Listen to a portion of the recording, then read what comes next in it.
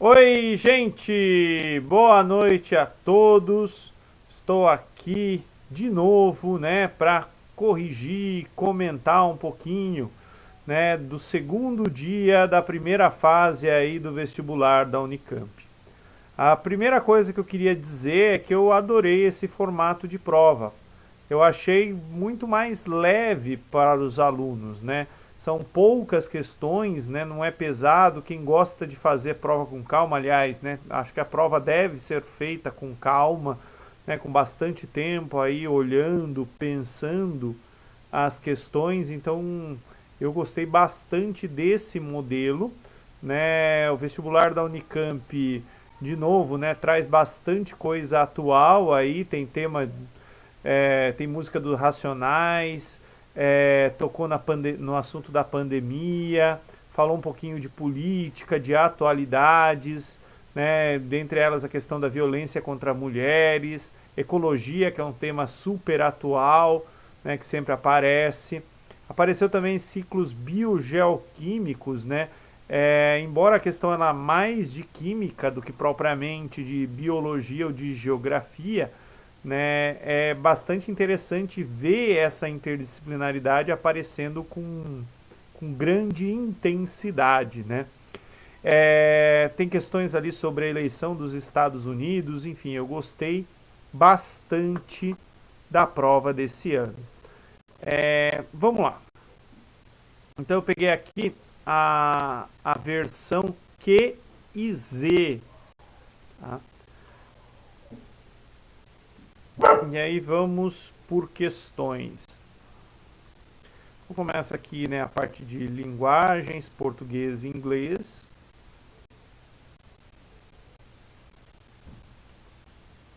A prova de inglês está muito legal, tanto a de ontem quanto a de hoje, né? Tem bastante coisa aí atual, né?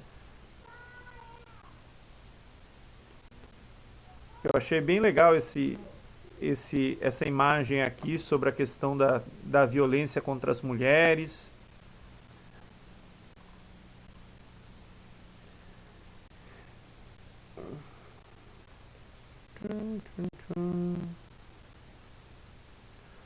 E aí, questão 25. Questão 25, ela está no meio aqui, ó, das questões de biologia. Mas, na verdade, ela é uma questão que, se você sabe interpretar mapa, né, se você lembra aí dos conteúdos de geografia, você resolve a questão. Então, fala aqui um pouquinho, né, do primeiro relatório do desmatamento no Brasil, publicado pelo MAP Biomas, apresentou dados preocupantes sobre a situação no ano de 2019. Foram cortados cerca de 12 mil quilômetros quadrados de vegetação nativa do país. Após sobreposição com base de dados oficiais, constatou-se que 99,5% da área de desmatamento detectada por esses alertas apresentaram irregularidades que incluem desde a localização em áreas protegidas ou com restrição legal, até a ausência de autorização para supressão da vegetação. O mapa a seguir apresenta os biomas brasileiros, né? Esse mapa é bem conhecido aí dos alunos nas aulas de geografia, né? É o mapa que junta a Mata Atlântica com a Mata de Araucária, né? Como se fosse uma coisa só. A gente tem essa coisa separada, né? Ou junta, os alunos estão acostumados. Ele não mostra também a vegetação de transição aqui da Mata dos Cocais. Mas ele está destacando aí os biomas, né, e a área desmatada em cada um deles, né? Então é interessante sempre olhar o que tem mais, o que tem menos, né? E considerando os conhecimentos sobre os biomas e as informações fornecidas, é correto afirmar que o bioma com menor área de desmatamento apresenta uma planície aluvial e é influenciado por rios que alagam a região, processo fundamental para a abundância de nutrientes do solo, né? O Pampa, ele tem algumas regiões aí que ficam alagadas até pela questão da planície, tá? Mas a gente vai ter grandes rios aqui, né, cortando os pampas, né? Aqui nesse cantinho tem o rio Uruguai, né, que pega essa parte aqui, né? Mas não tem outros afluentes aí tão expressivos, tá? E quando a gente fala dos pampas ou dos campos brasileiros aqui, né, não é a questão aí de deposição de sedimentos através de planície aluvial, né, através da sedimentação pelo ciclo aí de cheia vazante. Tá? Então a letra A gente já elimina. Letra B, 1/3 do total da área desmatada corresponde ao bioma característico da savana, com floresta estacional e campo e elevado potencial aquífero que favorece a biodiversidade. Ó. Cerrado, região mais elevada de aquíferos, né? Lembrem-se que o cerrado é a floresta invertida, floresta de ponta cabeça, né? As plantas têm bastante raízes aí que facilitam a infiltração de água no solo. Letra C, o bioma com maior área de desmatamento é exclusivamente brasileiro. Não, a Amazônia está em um monte de país aqui em cima, né? Vai da Bolívia até a Guiana Francesa. 2/3 da área desmatada representam o bioma com grande reserva de madeira tropical, vegetação rica em espécies de plantas suculentas. Suculentas são cactáceas, né? Não vai estar aí na floresta. Tá? Então, letra B de bola nessa questãozinha aqui. Tá? Então, 1/3 da área desmatada corresponde à savana. Depois, né, eu só fui achar uma outra questão que me chamou a atenção lá na 50.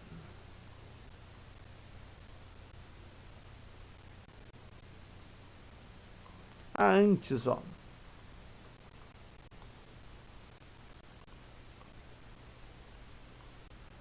Voltei onde eu estava.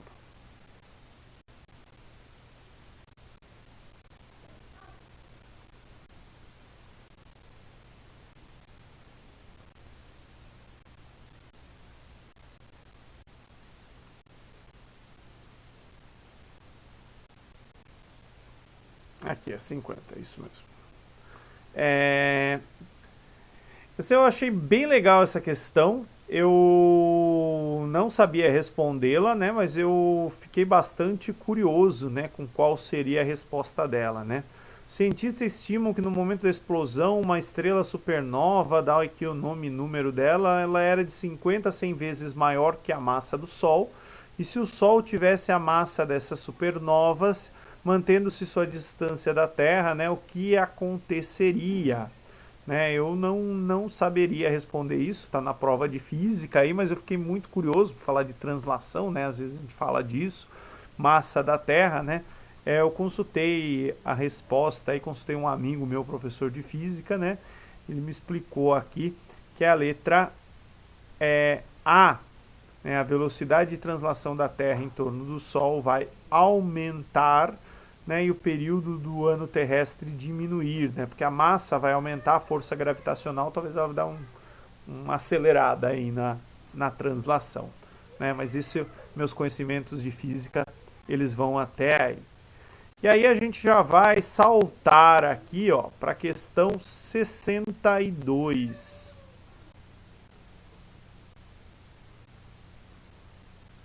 Questão 62, ela está na prova de história. Tem aqui uma figura do Mao Tse Tung, né, com os camponeses, com os lavradores. Só que a gente fala bastante também nas aulas de geografia aí sobre o Mao Tse Tung, né, e sobre o que ele causou ali, sobre o que foi o governo dele ali na China, né. Então aqui a imagem circulou em 64, né, faz com parte aí de um conjunto de propagandas do governo, né, e é basicamente interpretar aí a figura, né, e lembrar um pouquinho, seja das aulas de história ou de geografia, sobre, né, quem foi o Mao Tse Tung. É a imagem do líder próximo da população camponesa e da fartura no campo, né, era muito utilizada ali no Partido Comunista Chinês, aí sob liderança do Mao Tse Tung. Isso contrastava na época, né, com a realidade marcada pela baixa produtividade ou pela fome, né. Embora ele foi uma liderança importante, Sempre digo nas aulas de geografia que tem alguns relatos, né, da China ali na época do Mao Tse Tung, de pessoas passando tanta fome que arrancavam cascas de árvore e tentavam comer aquilo para ver se saciava, né, a fome que as pessoas estavam sentindo ali na época.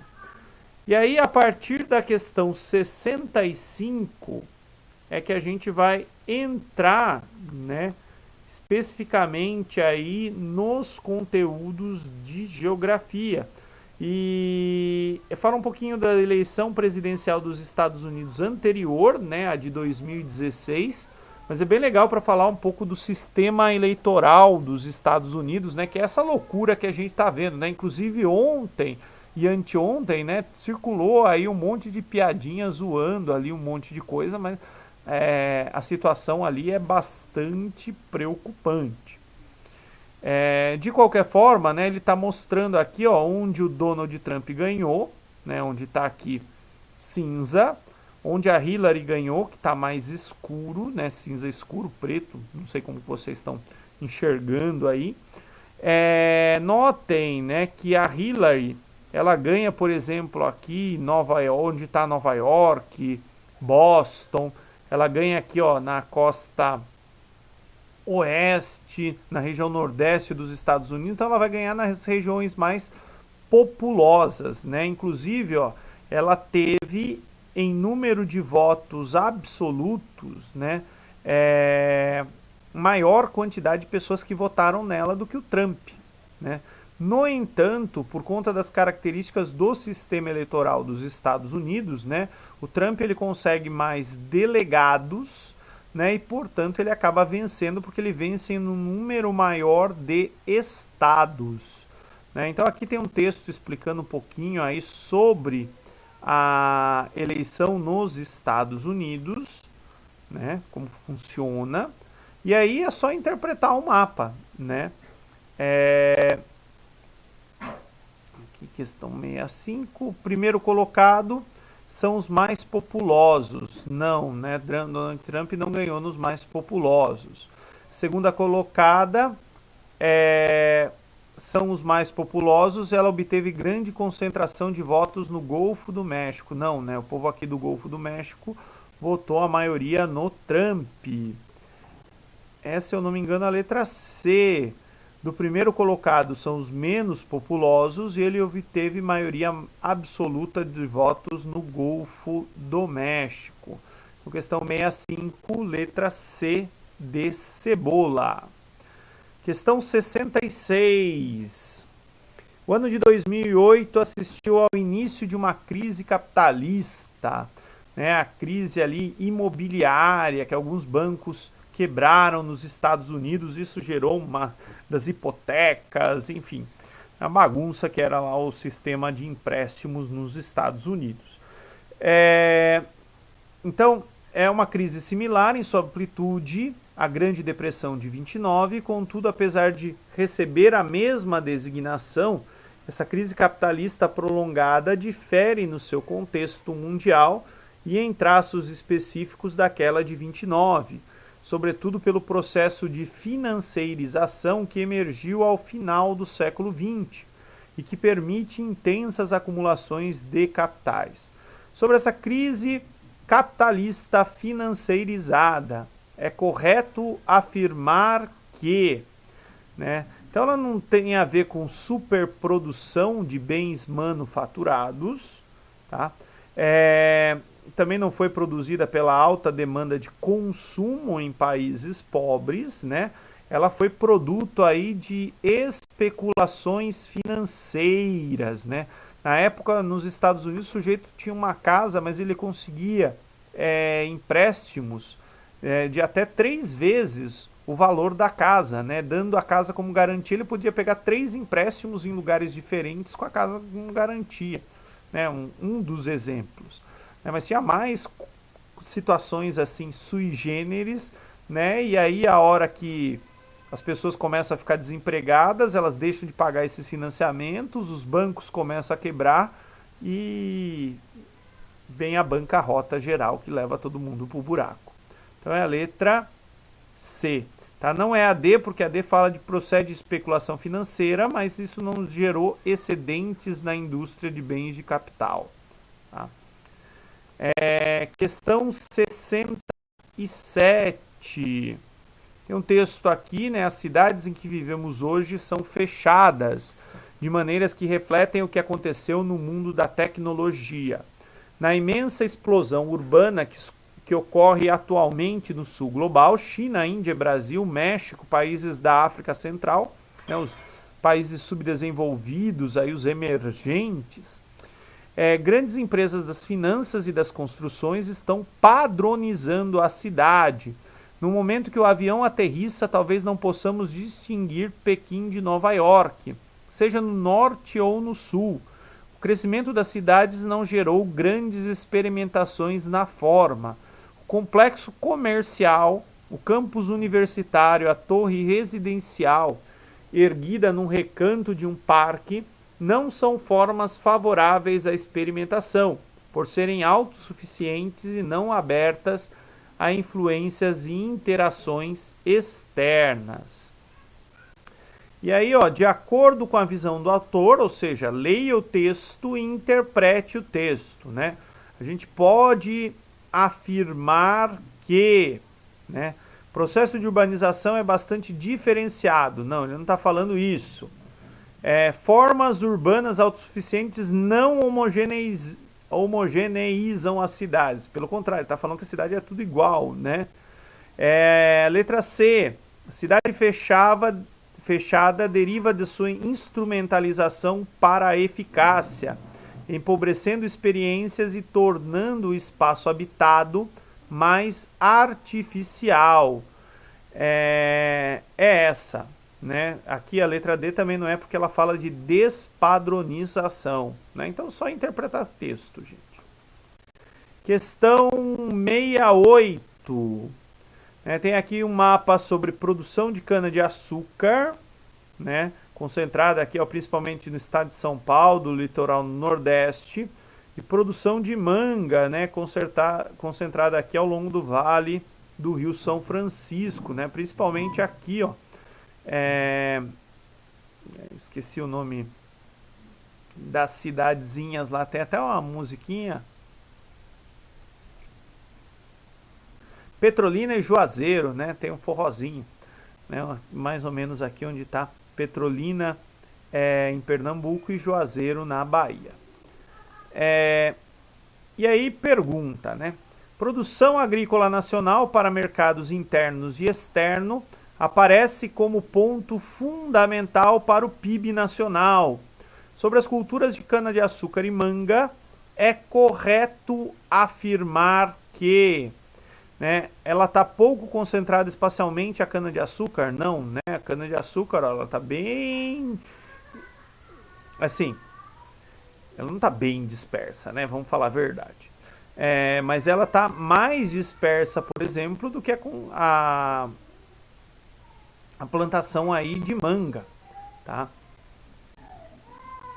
E ela é voltada para a exportação. Não, ela atende o mercado interno, né, de etanol e de açúcar, e o mercado externo de exportação e um pouquinho de etanol, tá? Mas ela não é exclusivamente voltada para exportação. Foi, né, no período colonial.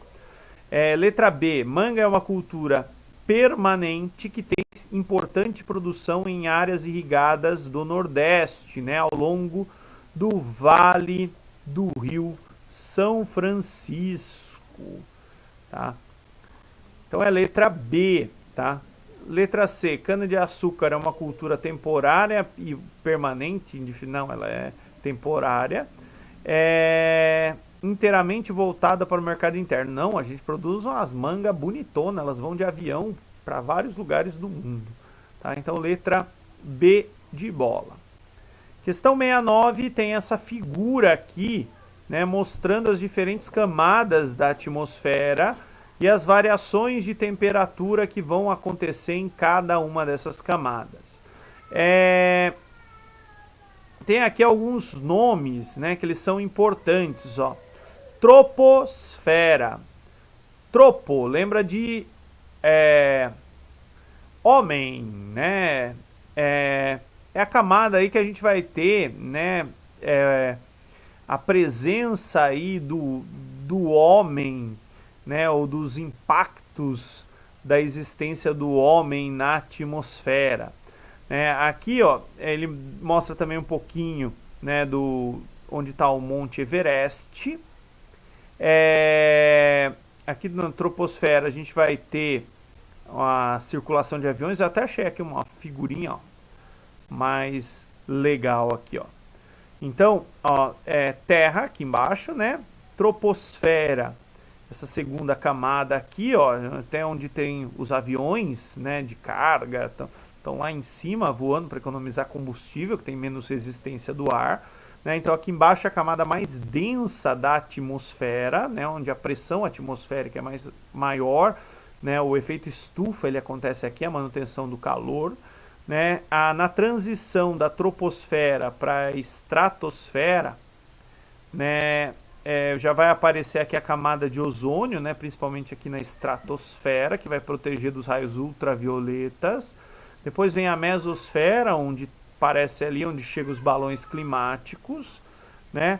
Depois termosfera, onde estão as auroras, e por fim exosfera é praticamente fora do planeta ali, onde os satélites eles estão circulando. De qualquer forma, né, a gente vai dar uma olhadinha aqui na figura, né, e assinale a alternativa que associa corretamente a camada e as suas características. Na termosfera, grande quantidade de gases. Não, aqui tem quase nada de gás. Letra B. Mesosfera é a camada da atmosfera em que há ozônio. Não, né? Aqui, ó, o ozônio está entre estratosfera e troposfera. Letra C. Estratosfera, as temperaturas aumentam de acordo com a altitude. Estratosfera, temperatura vai aumentando de acordo com a altitude. É nessa camada que se formam as nuvens. Não chega ali em cima. Troposfera, nas baixas altitudes, é a camada da atmosfera que tem mais calor, mesmo não sendo a porção da atmosfera com maior temperatura, né? Isso se dá pela concentração de gases estufa, né? A gente consegue perceber isso por uma pista que ele dá aqui na questão, que é o Monte Everest, né? Quanto mais alto, o ar fica rarefeito e fica mais frio, né? Quanto mais baixo, a pressão atmosférica é maior, a concentração de gases estufa é maior e fica mais quente. Questão 70. O que se costuma chamar popularmente de bioma da Mata Atlântica e de bioma da Mata Amazônica não são, na verdade, biomas, mas conjuntos de biomas, uma vez que não apresentam a condição básica do conceito internacional de biomas. Isto é, um espaço geográfico natural que se caracteriza pela uniformidade de condições climáticas, edáficas e de fitofisionomias. A partir da leitura do texto e dos seus conhecimentos, assinale a alternativa correta. A ocorrência de savanas restringe-se às regiões centro-oeste e partes interiores do nordeste. Não só, né? A gente vai ter cerrado ou savana, por exemplo, aqui no sudeste, né? Meus alunos de Sorocaba têm uma região da cidade chamada de Cerrado. Letra B. Florestas no Brasil ocorrem só na região intertropical. Não, a gente tem Mata Atlântica até no Rio Grande do Sul, que está abaixo, né, do Trópico de Capricórnio. Letra C. Né, o Pantanal tem clima uniforme e não apresenta uniformidade nas suas características edáficas, acho que é solo, né? E na fitofisionomia, na fisionomia da vegetação, como exige o conceito de bioma, por isso ele é considerado um sistema complexo. Sim, lá a gente vai encontrar a espécie do Cerrado, da Caatinga, da Mata Atlântica, da Amazônia, enfim, Pantanal ele é muito legal, né? E por isso que a gente tem que preservá-lo. Então é letra C de cebola. A D, no clima subtropical com temperaturas médias de 10 a 18, na região do Brasil tem um único bioma. Não, ali tem Mata Atlântica, tem araucária, tem vegetação de campos ou pampas, né? Não é exclusivamente da araucária. Questão 71. Imagine o espanto do navegante português João de Castro, vice-rei da Índia, quando em 1538, viajando pelo mar Arábico, nas proximidades de Bombaim, tendo atracado em uma pequena ilha, colocou sua bússola sobre o rochedo e verificou que a agulha se inverteu. Apontava para o sul ao invés de apontar para o norte. A única coisa que o bravo navegador poderia fazer era anotar o incidente em seu diário de bordo e provavelmente trocar de bússola. A bússola, instrumento de orientação da superfície terrestre, permite a localização a partir da posição dos polos magnéticos da Terra. Considerando o exposto, assinale a alternativa que explica a inversão da agulha da bússola relatada no texto. Gente, eu não sei resolver essa questão, né?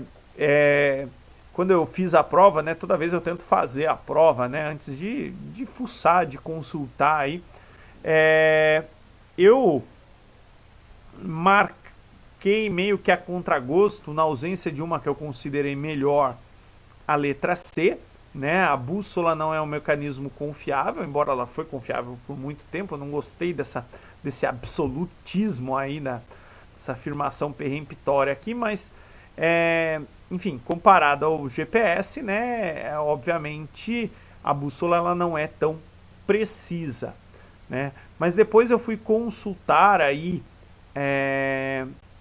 alguns sites, alguns outros professores, né? E eles estão apontando aqui a letra B, né?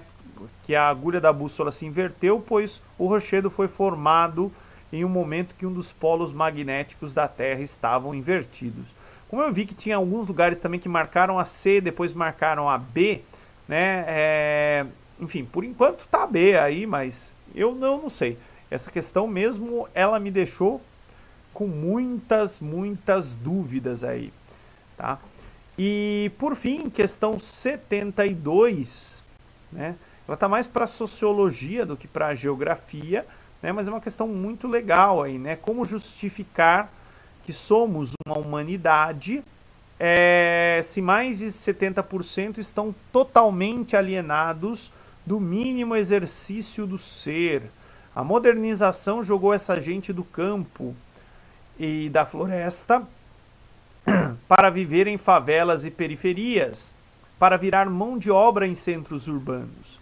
Essas pessoas foram arrancadas dos seus coletivos, dos seus lares de origem e jogadas nesse liquidificador chamado humanidade. Se as pessoas não tiverem vínculos profundos com a sua memória ancestral, com as referências que dão sustentação a uma identidade, vão ficar loucas nesse mundo maluco que compartilhamos. Com base no texto e nos seus conhecimentos, assinale a alternativa que define aí corretamente conceitos de alienação e identidade, né? Alienar é estar aí, ó, dissociado, né? Aquele alienado, né? Aquele que vive num outro lugar, numa outra realidade, né? Dissociação dos seres humanos de algum aspecto essencial da sua natureza. Lembra-se lá do Marx, né, que falava que o trabalhador ele é alienado, né? Interações coletivas e identidade, né? Interações coletivas construídas sobre heranças espaciais e temporalidades vividas. É a letra A, tá, gente? As outras, né, a associação dos seres humanos com a natureza não vai ser alienação.